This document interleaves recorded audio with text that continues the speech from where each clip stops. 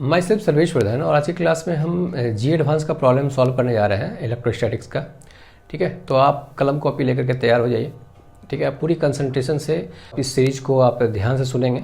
ठीक है, और जो हम जिस फैक्ट पे क्वेश्चन जी एडवांस अब तक पूछा है वो सारे फैक्ट को आपके सामने एक्सप्लेन करेंगे और उससे रिलेटेड और सारी बातें भी हम उसमें इंक्लूड करेंगे। ठीक है, ताकि उस पर बेस्ड अगर प्रॉब्लम दोबारा पूछे तो आप उसको बेहतर ढंग से अप्लाई कर सकें। ठीक है, तो देखिएगा स्क्रीन में आपको क्वेश्चन मिल चुका होगा, दिख रहा होगा क्वेश्चन।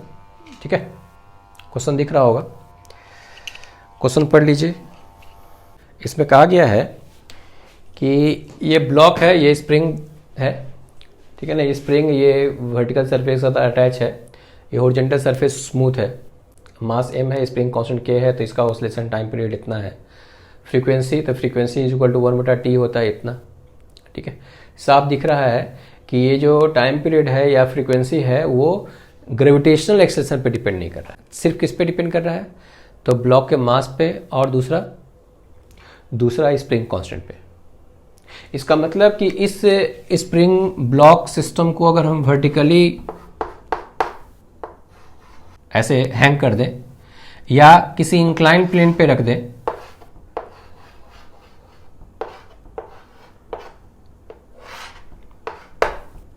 ठीक है, या हम एक एक्स्ट्रा फोर्स अप्लाई कर दें, ये सारे केस में टाइम पीरियड इतना ही होगा और फ्रीक्वेंसी भी इतना ही होगा।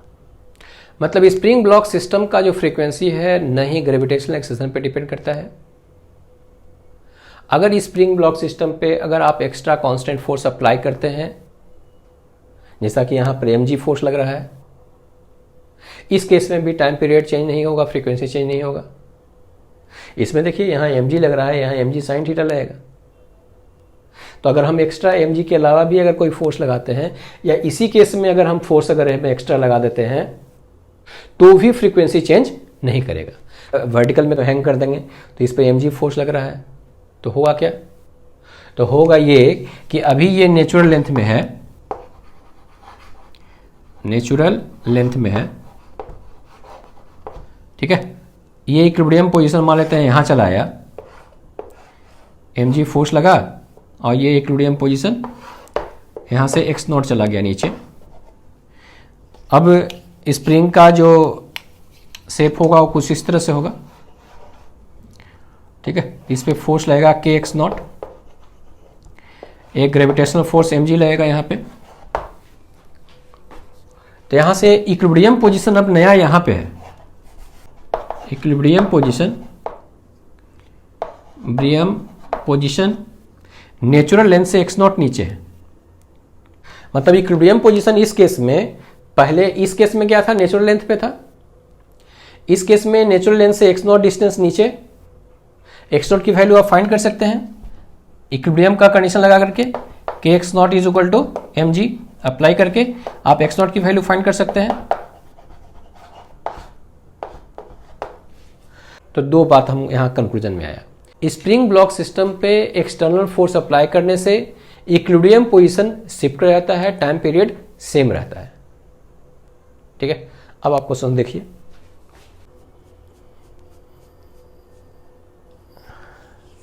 इसमें क्या कहा गया है? इसमें कहा गया है कि इस सिचुएशन में हम एक इलेक्ट्रोस्टैटिक्स फील्ड जनरेट कर रहे हैं। ठीक है, तो इलेक्ट्रोस्टैटिक्स फील्ड जनरेट कर दिए और इस ब्लॉक को चार्ज कर दिए। तो चार्ज कर दिए तब तो इस पर फोर्स लगेगा, तो फोर्स की वैल्यू QE के बराबर होगा।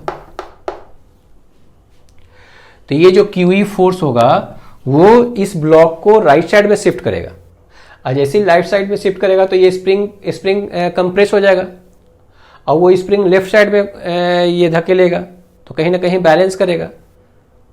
मतलब वो जो पॉइंट होगा वो इक्विलिब्रियम पोजीशन होगा। इक्विलिब्रियम पोजीशन फाइंड करने के लिए आप कंडीशन ऑफ इक्विलिब्रियम लगाना पड़ेगा। ये हो गया QE। ठीक है, x डिस्टेंस अगर यहां से कंप्रेस हुआ है तो ये फोर्स लगेगा kx0।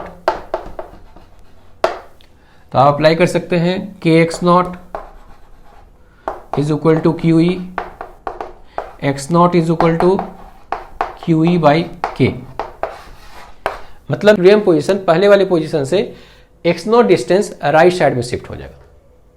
पहले spring block system horizontal position में था, और जब हम इलेक्ट्रिक फील्ड अप्लाई कर देंगे तब क्या होगा। तो पहला जो ऑप्शन है फ्रीक्वेंसी सेम रह जाएगा और मीन पोजीशन शिफ्ट कर जाएगा, तो पहला ऑप्शन सही है। ठीक है, तो इसका आंसर ए होगा। सेकंड क्वेश्चन आपको दिख रहा होगा, इसमें इलेक्ट्रिक फील्ड का वैल्यू दिया हुआ है E is equal to E naught, x unit vector दिया हुआ है, हम आई लिख रहे हैं यहाँ पे, ई नॉट कॉन्स्टेंट है। ठीक है, और फ्लक्स फाइंड करना है, ये स्क्वायर प्लेट दिया हुआ है वो भी 3 डायमेंशन में।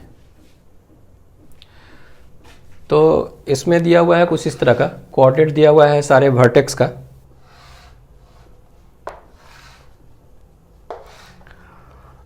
जीरो जीरो जीरो, जीरो ए जीरो, ए, इसका कोऑर्डिनेट दिया हुआ है ए जीरो ए। ठीक है, ये प्लेट है। हाँ, तो इस सरफेस से फ्लक्स की वैल्यू फाइंड करना है। तो फ्लक्स का जो फार्मूला होता है इलेक्ट्रिक फ्लक्स का होता है electric field dot area vector. ठीक है, तो अगर हम इसको डी वेक्टर D1 मानते हैं और इसको अगर हम D2 मानते हैं, इसका एरिया D1 क्रॉस D2 होगा। आप क्रॉस प्रोडक्ट में पढ़े होंगे, तो ध्यान से सुनेंगे। इस E की वैल्यू हम यहाँ पुट कर दिए, E नॉट आई डॉट, तो ये हमारा 0 माइनस 0 आई, a माइनस 0 जे, तो ए जे हो जाएगा। 0 माइनस 0 के, तो वो खत्म हो गया, तो ए जे हो गया क्रॉस, ये D1 हो गया। D2 के लिए इसके कोऑर्डिनेट में से इसको कोऑर्डिनेट घटाइए, तो ए आई और ए के हो जाएगा, ए आई प्लस ए के, ये हो गया ई नॉट आई डॉट। अब क्रॉस प्रोडक्ट में आप ध्यान से देखे होंगे, याद रखिएगा आई जे के unit vector, cross product of a unit vector. ठीक है, तो ए स्क्वायर जे आई माइनस के, तो माइनस के यूनिट वेक्टर, फिर इसके साथ प्लस ए स्क्वायर जे के आई यूनिट वेक्टर। अब डॉट प्रोडक्ट कीजिए, तो डॉट प्रोडक्ट करेंगे तो यहां से देखिएगा इसका डॉट प्रोडक्ट 0 होगा, इसका बच जाएगा, तो हो गया E naught into A square. तो फ्लक्स का वैल्यू होगा हमारा E naught into A square, option number C. ठीक है, क्वेश्चन नंबर 3 आपको दिख रहा होगा, इसमें पॉइंट पी पे इलेक्ट्रिक फील्ड की वैल्यू फाइंड करना है। ये 3 चार्ज शीट दिया हुआ है। चार्ज शीट अगर नॉन कंडक्टिंग का है तो आप समझिए कि एक चार्ज का लेयर रखा हुआ है, बस फालतू दिमाग में नहीं बिठाना है कुछ। ऐसा समझिए कि तीन जो है ना, 3 चार्ज लेयर है। सबसे ऊपर वाला प्लेट का सरफेस चार्ज डेंसिटी सिग्मा है, उससे नीचे वाले का -2 सिग्मा है, और थर्ड वाले का माइनस सिग्मा है। और इस पॉइंट पे, ये पी पॉइंट पे इलेक्ट्रिक फील्ड की वैल्यू फाइंड करना है। मान लेते हैं सिग्मा चार्ज डेंसिटी का चार्ज लेयर है, मतलब किसी पॉइंट पर अगर इलेक्ट्रिक फील्ड का डायरेक्शन जानना है तो पॉजिटिव चार्ज वहाँ पर कंसीडर कीजिए और फोर्स निकालिए, फोर्स का जो डायरेक्शन होगा वो वहाँ पे इलेक्ट्रिक फील्ड का डायरेक्शन देता है। ठीक है, तो यहाँ पर अगर पॉजिटिव चार्ज रखेंगे तो ये पॉजिटिव में रिपल्सन होगा, तो इस तरफ फोर्स लगेगा, तो इधर इलेक्ट्रिक फील्ड, इधर यहाँ पे अगर रखिएगा पॉजिटिव चार्ज तो ये पॉजिटिव चार्ज में रिपल्सन, पॉजिटिव में रिपल्सन, तो इस तरफ इलेक्ट्रिक फील्ड। ठीक है, ये डिस्टेंस पे डिपेंड नहीं करेगा, हर सीट के नॉर्मली इलेक्ट्रिक फील्ड होता है और इसका वैल्यू सिग्मा बटा 2 एप्सिलॉन नॉट होता है। जैसे मानते हैं इस पॉइंट पे मुझे इलेक्ट्रिक फील्ड फाइंड करना है, तो हम क्या करेंगे कि जिस पॉइंट पे इलेक्ट्रिक फील्ड फाइंड करना है उस पॉइंट पे आप 1 कूलम चार्ज कंसीडर कीजिए, 1 कूलम चार्ज। 1 कूलम चार्ज इस पॉइंट पे कंसीडर कीजिए और फोर्स निकाल लीजिए। ठीक है, जो फोर्स की जो वैल्यू होगा वो वहाँ पे इलेक्ट्रिक फील्ड का वैल्यू होगा और डायरेक्शन वहाँ पे इलेक्ट्रिक फील्ड का डायरेक्शन देगा। तो ये चार्ज, ये जो पॉजिटिव चार्ज प्लेट है वो धकेलेगा इस तरफ, इलेक्ट्रिक फील्ड का वैल्यू होगा सिग्मा बटा 2 एप्सिलॉन नॉट। तो ये जो चार्ज लेयर है -2 सिग्मा का, तो ये चार्ज लेयर इस चार्ज को खींचेगा। वैल्यू कितना होगा, चार्ज डेंसिटी कितना है 2 सिग्मा बटा 2 एप्सिलॉन नॉट। 1 से मल्टीप्लाई कीजिएगा, कोई फर्क नहीं पड़ने वाला है। ठीक है, इसके वजह से तो ये निगेटिव चार्ज लेयर है तो इस चार्ज को खींचेगा अपने तरफ। प्लेट की वजह से ये हो गया यहाँ पे इलेक्ट्रिक फील्ड EC का वैल्यू हो गया हमारा सिग्मा बटा 2 एप्सिलॉन नॉट। तो नेट P पॉइंट पे इलेक्ट्रिक फील्ड की जो वैल्यू होगा वो होगा, सबका ऐड सेम डायरेक्शन में है, सिग्मा बटा 2 एप्सिलॉन नॉट। ठीक है, डाउनवर्ड डायरेक्शन में। फिर यहां से 2 सिग्मा बटा 2 एप्सिलॉन नॉट प्लस सिग्मा बटा 2 एप्सिलॉन नॉट, तो हो गया 4 सिग्मा बटा 2 एप्सिलॉन नॉट।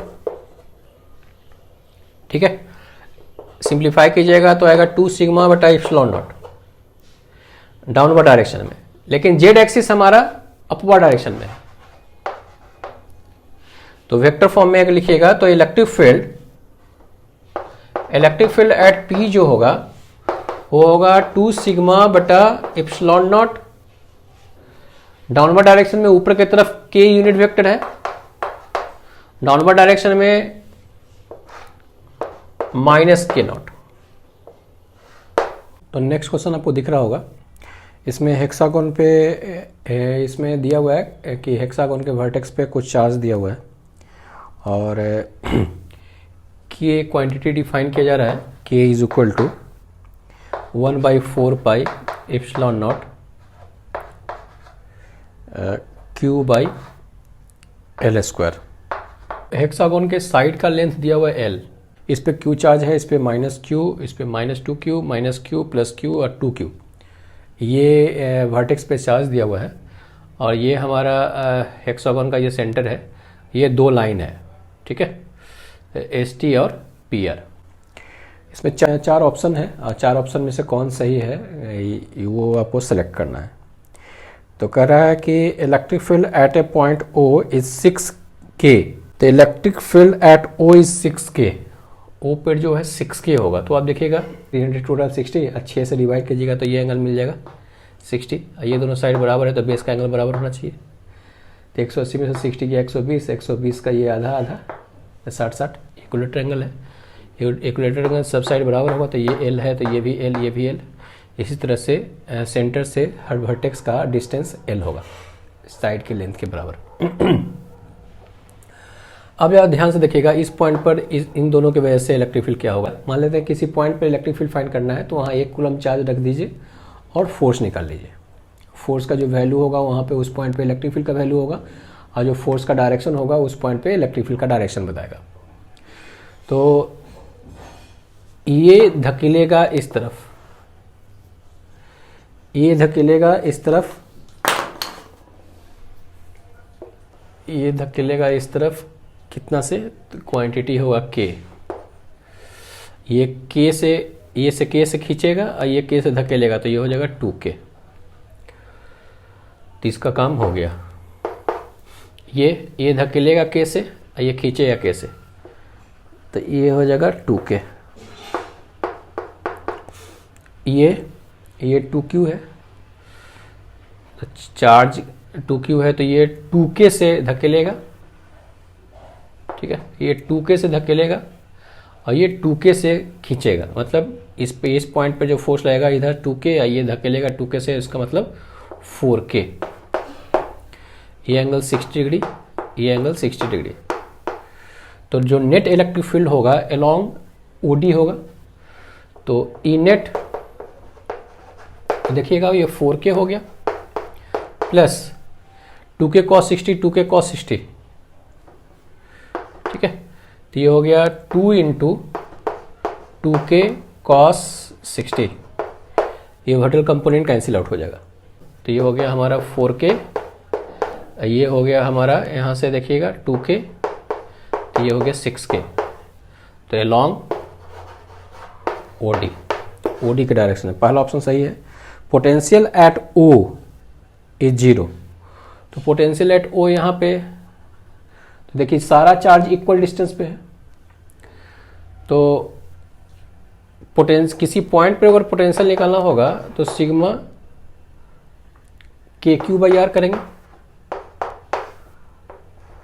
तो R का वैल्यू चूंकि L के बराबर है, सारा डिस्टेंस यहाँ से सेम है, इसलिए सब L हो जाएगा, ये कांस्टेंट हो जाएगा। तो यहाँ पे हमको कहने का मतलब है नेट पोटेंशियल अगर फाइंड करना है तो सिर्फ हमको चार्ज को ऐड करना होगा। तो चार्ज ऐड करके देख लीजिए कि हमारा 0 है कि नहीं। Q minus Q cancel out हो जाएगा, -2Q + 2Q कैंसिल आउट, ये Q ये -Q ये भी कैंसिल आउट, मतलब नेट चार्ज 0 है। नेट चार्ज 0 है तो पोटेंशियल भी 0 होगा, तो बी ऑप्शन भी सही है। सी ऑप्शन, तो सी ऑप्शन जो है वो डायरेक्ट बोल रहा है potential at all point on the line PR constant है। तो जब पूरे लाइन के थ्रू अगर कोई पोटेंशियल अगर कांस्टेंट पूछ रहा है तो आप सिर्फ इलेक्ट्रिक फील्ड का डायरेक्शन आप देखिए वहां पे, क्योंकि अगर इस ओर अगर पोटेंशियल कांस्टेंट है ये तभी हो सकता है जब इस ओर इलेक्ट्रिक फील्ड का कंपोनेंट ना आए। अगर इलेक्ट्रिक फील्ड का कंपोनेंट अगर इस ओर आएगा, मतलब इलेक्ट्रिक फील्ड का कंपोनेंट अगर इस ओर होगा तो पोटेंशियल चेंज करेगा। पोटेंशियल डिफरेंस बराबर होता है ना फिर कि इंटीग्रेशन E.dr। इलेक्ट्रिक फील्ड अगर पोटेंशियल सेम होना है किसी लाइन के थ्रू, दो पॉइंट अगर इस लाइन के थ्रू अगर पोटेंशियल सेम होना है, मतलब इस तरफ इलेक्ट्रिक फील्ड नहीं है, चेक कर लेते हैं इलेक्ट्रिक फील्ड है या नहीं। किसी भी पॉइंट पे अगर कंसीडर करेंगे यहाँ पे, तो ये डिस्टेंस बराबर डिस्टेंस होगा, तो ये धकेलेगा और ये खींचेगा, तो इन दोनों का रिजल्टेंट जो होगा वो इस ओर हो जाएगा। ठीक है, मतलब इन दोनों पेयर की वजह से इस ओर, उसी तरह से इन दोनों पेयर की वजह से देखिए डाइपोल फॉर्मेशन हो रहा है, ये परपेंडिकुलर बाइसेक्टेड है लाइन है, तो इसकी वजह से इलेक्ट्रिक फील्ड किस ओर होता है।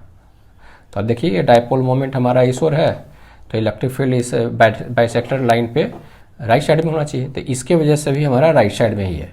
ठीक है, और इन दोनों के वजह से भी हमारा देखिएगा तो बाइसेक्टेड लाइन पे इलेक्ट्रिक फील्ड जो होगा राइट साइड में होगा। ठीक है, तो ये पेयर और ये दोनों पेयर, ये सब पेयर के वजह से इस लाइन पे इलेक्ट्रिक फील्ड हमारा राइट साइड में होगा। इसका मतलब फील्ड का कंपोनेंट PR के तरफ 0 होगा। Component of electric field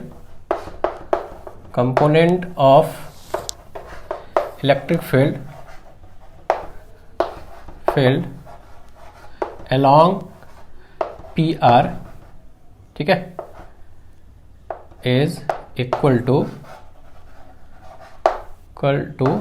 0। इसलिए चूंकि इस तो इलेक्ट्रिक फील्ड का कोई कंपोनेंट नहीं है, इसलिए पोटेंशियल चेंज नहीं होगा। ये पूरे लाइन के हर पॉइंट पर पोटेंशियल की वैल्यू सेम होगा। दूसरा तो ये बात कर सकते हैं सीधा उतना करने की जरूरत नहीं है, सीधा आप कह सकते हैं कि ये जो है इक्वल डिस्टेंस पे है, तो इन दोनों पेयर की वजह से पोटेंशियल 0 होगा। यहाँ से ये डिस्टेंस इक्वल डिस्टेंस पे है। ठीक है, तो यहाँ इक्वल डिस्टेंस होने की वजह से यहाँ पर पोटेंशियल 0 होगा, इन दोनों पेयर की वजह से यहाँ पर पोटेंशियल 0 होगा, मतलब हर पॉइंट पर पोटेंशियल की वैल्यू 0 ही होगा। ठीक है, तो O पॉइंट पर 0 है और इसी तरह से PR हर पॉइंट पर पोटेंशियल की वैल्यू 0 ही होगा। तो आप इस तरह से भी बात को एक्सप्लेन कर सकते हैं। ऑप्शन नंबर सी भी सही है। Option D, the potential at all point on the line ST is same. अब इस लाइन की तरफ देखना है, तो कोई पॉइंट कंसीडर कीजिए यहाँ पे, तो ये आप देखिएगा तो ये इक्वल डिस्टेंस पे आएगा। ठीक है, ये इस ओर धकेलेगा, ये इस ओर धकेलेगा, ये कूलम चार्ज यहाँ रख दीजिए, डायरेक्शन जानना है तो पॉजिटिव चार्ज यहाँ रख दीजिए। इमेजिन कीजिए इन दोनों के वजह से ये राइट साइड में, तो इन दोनों की वजह से इलेक्ट्रिक फील्ड जो होगा राइट साइड में होगा, और इन दोनों पेयर की वजह से तो ये राइट साइड में धकेगा, ये खींचेगा, तो इसके वजह से इन दोनों पेयर की वजह से भी राइट साइड में होगा। और इन दोनों पेयर के वजह से भी देखिएगा, तो ये खींचेगा, इसका भी राइट साइड में होगा। मतलब ये दोनों पेयर और ये दोनों पेयर के वजह से इस किसी भी पॉइंट पे इलेक्ट्रिक फील्ड का जो डायरेक्शन होगा वो राइट साइड में होगा। तो जब इस लाइन की तरफ इलेक्ट्रिक फील्ड है तब तो पोटेंशियल चेंज होगा, तो पोटेंशियल सेम नहीं रह सकता है। इसका मतलब कि एस और टी लाइन पे पोटेंशियल कांस्टेंट नहीं रहेगा, पोटेंशियल वेरी करेगा। ठीक है, तो इस तरह से हमारा जो ऑप्शन होगा वो ए, बी और सी सही है। क्वेश्चन आपको दिख रहा होगा, ये गॉस लॉ से रिलेटेड क्वेश्चन है और इसमें कुछ चार्ज डिस्ट्रीब्यूशन दिया हुआ है। जैसा कि क्वेश्चन में दिया हुआ है कि ये डिस्क पे इसका रेडियस a/4 है, ठीक है, हाफ डिस्क ये स्क्वायर के अंदर है, हाफ बाहर है। ये टोटल चार्ज इस डिस्क पे 6 कूलम चार्ज है, 6 कूलम, ठीक है। यहाँ पे 3 कूलम चार्ज है, यहाँ पे -7 कूलम चार्ज है। इस रड पे टोटल 8 कूलम चार्ज है, इसमें से a/4 लेंथ इस स्क्वायर के अंदर है, a/2 लेंथ क्यूब का बाहर निकला हुआ है और a/2 लेंथ इस बोर्ड के अंदर है। मतलब हाफ क्यूब बाहर है और हाफ क्यूब अंदर है, ठीक है। क्यूब के सरफेस से फ्लक्स की वैल्यू फाइंड करना है। तो क्यूब हमारा गॉसियन सरफेस हुआ और फ्लक्स बराबर होता है flux through cube is equal to charge enclosed, मतलब टोटल इस क्यूब के अंदर कितना चार्ज है बटा एप्सिलॉन नॉट से डिवाइड कर देते हैं।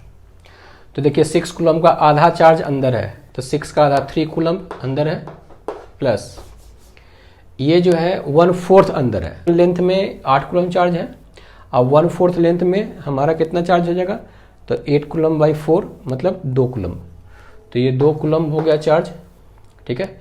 और इस क्यूब के अंदर ये -7 कूलम चार्ज है, ठीक है। ये तो बाहर है, तो बाहर जो चार्ज रहता है उसको काउंट नहीं करते हैं।